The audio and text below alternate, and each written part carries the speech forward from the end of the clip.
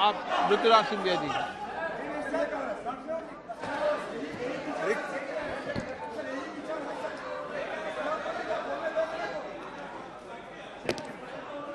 अध्यक्ष महोदय,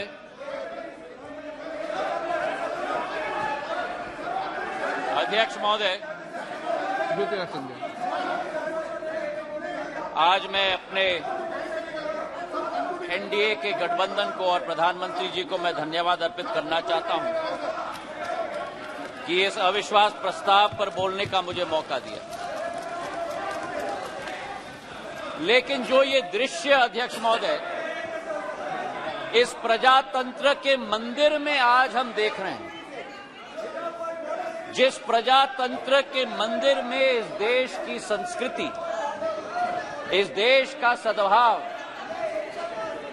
इस देश की विचारधारा निर्मित की जाती, जिस प्रजातंत्र के मंदिर से देश की 140 करोड़ जनता अपनी प्रेरणा लेती, उस प्रजातंत्र के मंदिर में ये स्पष्ट हो गया है अध्यक्ष महोदय कि इन लोगों को ना देश की चिंता है, ना प्रधानमंत्री के पद की चिंता है, ना राष्ट्रपति के पद की चिंता है।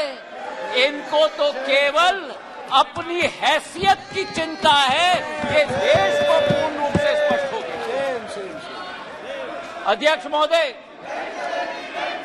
मुझे 20 साल हो गए हैं इस संसद में, मेरा अपना सौभाग्य मैं मानता हूं, लेकिन ऐसा दृश्य में मैंने 2 दशक में नहीं देखा है कि जिस तरीके से देश के सर्वोच्च पद के व्यक्ति 140 करोड़ जनता के हृदय में स्थापित इस देश के प्रधानमंत्री के प्रति जो शब्दों का उपयोग विपक्ष के द्वारा किया गया है, मैं मानता हूं कि सदन के सामने नहीं लेकिन देश की जनता के सामने इन्हें माफी मांगनी चाहिए। आज जो दृश्य हम देख रहे हैं अध्यक्ष महोदय कि अविश्वास प्रस्ताव के आधार पर, अध्यक्ष महोदय मैं आपका संरक्षण चाहूंगा। ये बोलने के लिए कभी तैयार हो जाते हैं लेकिन सुनने के लिए तैयार नहीं होते। न देश की जनता की ठोक कर 2 बार चुनाव में नतीजा हजम करने के लिए तैयार है, न सदन की बात सुनने के लिए तैयार है। आज जो स्थिति उत्पन्न हुई है अध्यक्ष महोदय, जो अविश्वास प्रस्ताव लाया गया, सर आपका संरक्षण मैं चाहता हूं, इनको कंट्रोल किया जाए।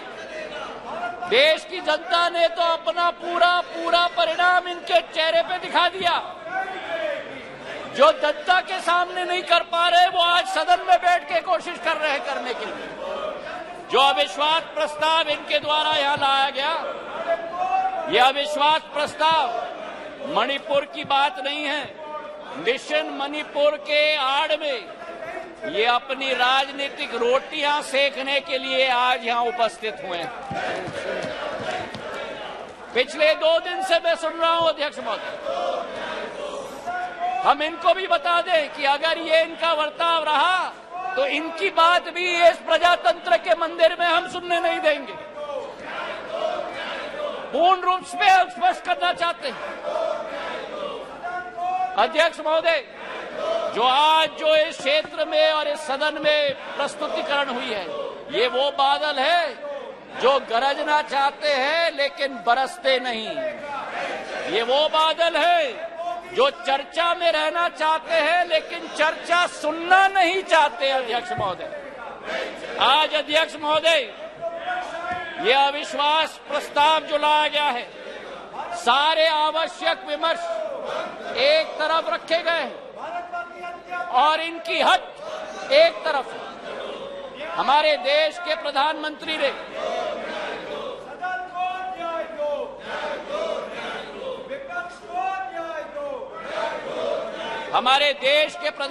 ने सभापति महोदय सदन के बाहर मणिपुर पर संवेदनशीलता के साथ बयान दिया, लेकिन इनका हट है कि बयान सदन के अंदर दें। गृह मंत्री जी ने यहां बैठकर दिन प्रतिदिन स्पष्ट किया कि जिस दिन जिस घंटे पे आप चर्चा करना चाहते हैं हम तैयार है करने के लिए। लेकिन 17 दिन इसी तरह ये सदन को इन्होंने चलने नहीं दिया। 17 दिन मजबूर करके स्थगित किया। और आज अध्यक्ष सभापति महोदय, मैं स्पष्ट करना चाहता हूं कि जो ये लोग मौन व्रत की बात करते हैं, मैं इनसे पूछना चाहता हूं 1993 में जब मणिपुर की जातीय हिंसा में 750 लोगों की जान गई थी, तब तत्कालीन प्रधानमंत्री नरसिम्हा राव जी ने सदन के अंदर मौन व्रत क्यों धारण किया था? इसका जवाब ये दें। और केवल सन 1993 में नहीं, लेकिन 2011 में जब मणिपुर में 123 दिन ब्लॉकेड चला, जातीय हिंसा चली, तब उस समय में भी तत्कालीन प्रधानमंत्री मनमोहन सिंह जी ने सदन के अंदर मौन व्रत क्यों धारण किया था? इसका उत्तर भी ये लोग दें। तो सभापति महोदय, मैं आपसे पूछना चाहता हूं कि ये अगर दोगली राजनीति नहीं है, ये अगर पॉलिटिक्स ऑफ कन्वीनियंस नहीं है, तो क्या है? मैं पूछना चाहता हूं। आज सभापति महोदय, लोकतांत्रिक व्यवस्था पर मैं इनको भाषण नहीं दूंगा, लेकिन जो इनकी अवसरवादी सोच है उसका पर्दाफाश पूरे देश के जनता के समक्ष में रखना चाहता हूं। ये जो समूह है I.N.D.I.A.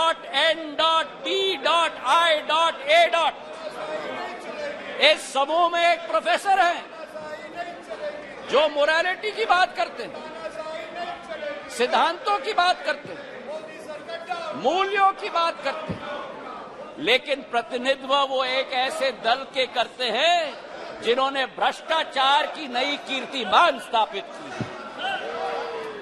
इस I.N.D.I.A. समूह में एक ऐसी समूह की नेत्री है जिस समूह की नेत्री सोचती है कि कश्मीर को भारत के साथ जोड़ना सबसे बड़ी भूल है। ये इनका असली चरित्र है। मुझे लगता है आप बहाना ढूंढ रहे हैं बाहर जाने का। ये उचित नहीं है। ये उचित नहीं है। कार्यकर्ता ने आपने अविश्वास प्रस्ताव लाया, उसका उत्तर सुनिए आप। ये बिल्कुल मर्यादाहीन व्यवहार करना, उसके बाद वॉकआउट करना, ये लोकतांत्रिक संसदीय व्यवस्था की दृष्टि से उचित नहीं है। नो, बिल्कुल गलत बात है ये। आपका इस प्रकार से बहाना लेकर के बाहर जाना, ये बिल्कुल संसदीय व्यवस्था का अपमान है।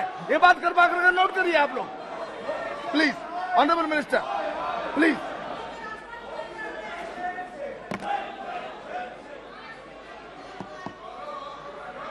सभापति महोदय, देश की जनता ने इनको बाहर का दरवाजा दिखा दिया है।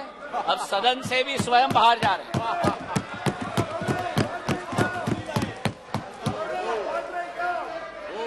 इन्हें तो सभापति महोदय अपने अविश्वास प्रस्ताव पे स्वयं ही विश्वास नहीं है।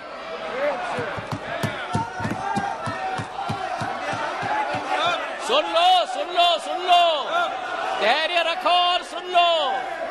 इतने उत्तेजित मत हो।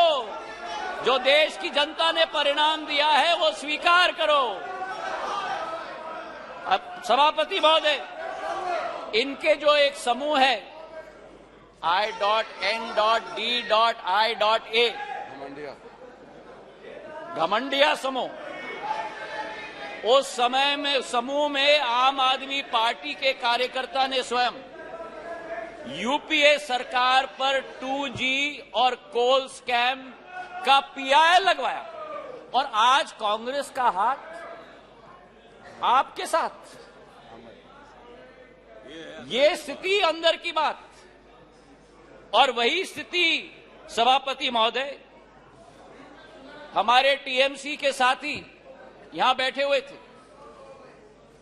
जिस टीएमसी के बारे में अधीरदा रोज इस सदन में लपक लपक कर भ्रष्टाचार की बात करते थे, चिटफंड की बात करते थे, अपने संसदीय क्षेत्र में कार्यकर्ताओं की कत्लों की बात कर रहे थे, आज वही कांग्रेस पार्टी और वामपंथी दल हाथ में हाथ उस टीएमसी के साथ मिला रहे हैं सभापति महोदय। तो ये इनकी असलियत है। और जो मैं कहना चाहता हूं सभापति महोदय कि अगर इन लोगों को अपने गठबंधन में एक दूसरे के विरोधी होकर भी सत्ता के लालच के साथ पूरे तरीके से कुनबे की तरह साथ में आ रहे हैं।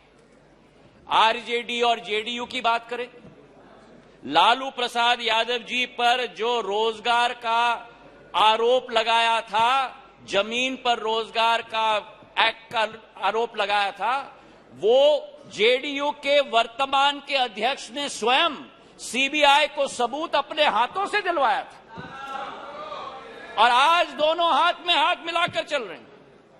ये संविधान बचाने की बात करते हैं सभापति महोदय, ये क्या अपना ईमान पहले बचा पाएं, उसका उत्तर देश की जनता को दें। आज सभापति महोदय विचित्र स्थिति है। आगे ये नाटक कर रहे थे, आगे क्या नाटक करते हो? आपका स्वागत है, अंदर जाता है। बहुत बढ़िया ड्रामा कर रहे हैं। आपका स्वागत है।